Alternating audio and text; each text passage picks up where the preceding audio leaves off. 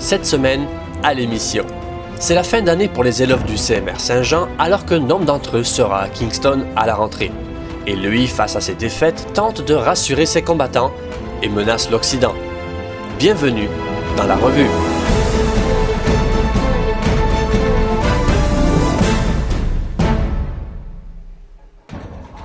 Beau temps pour parader. Les élèves officiers du Collège militaire royal de Saint-Jean ont défilé samedi 21 mai pour signaler ainsi la fin de leur année d'études. Le vice-amiral Mark Norman, commandant de la Marine royale canadienne, était l'invité d'honneur de la parade et a passé les troupes en revue avec un plaisir non dissimulé. Tous ceux et celles qui étaient en première année rejoindront le Collège militaire royal du Canada à Kingston en Ontario à la rentrée prochaine pour compléter leur cursus universitaire. En attendant, après avoir défilé devant parents, amis, professeurs et invités, les élèves officiers seront fort occupés cet été à poursuivre leur QMBO pour les uns et à avancer dans leur métier pour les autres.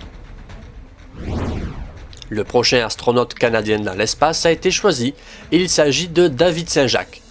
Il s'envolera pour une mission de 6 mois en novembre 2018 pour rejoindre l'équipage de la Station spatiale internationale.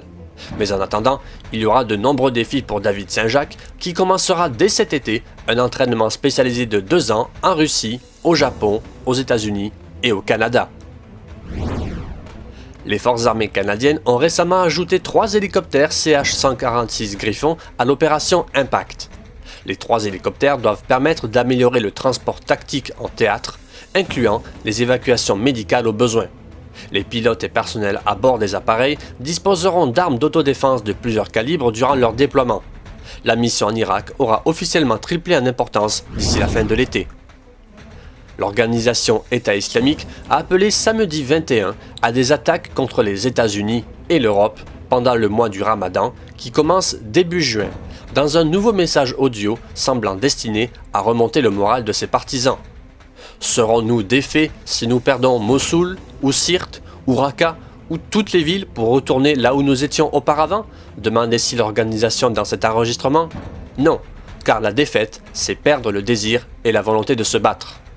Même 20 000 frappes aériennes par la coalition n'ont pas réussi à anéantir l'EI, affirme encore l'organisation, alors qu'elle a perdu cependant des dizaines de milliers de combattants et une part importante de son territoire.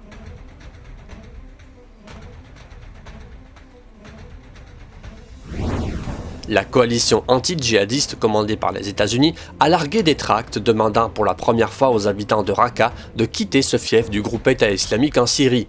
Le moment que vous attendiez est arrivé. L'heure est venue de quitter Raqqa, est-il ainsi écrit sur l'image. Ces documents s'adressent en général aux djihadistes pour leur signaler que leur fin est proche. 2 avions de chasse chinois se seraient approchés mardi 17 de manière dangereuse d'un avion de reconnaissance américain en mer de Chine méridionale. L'incident a eu lieu dans l'espace aérien international pendant une patrouille de routine de l'avion américain. Pékin revendique la quasi-totalité de la mer de Chine méridionale aux grandes dames d'autres pays comme le Vietnam, les Philippines, la Malaisie et Brunei, qui ont également des prétentions sur la zone qui se chevauchent parfois.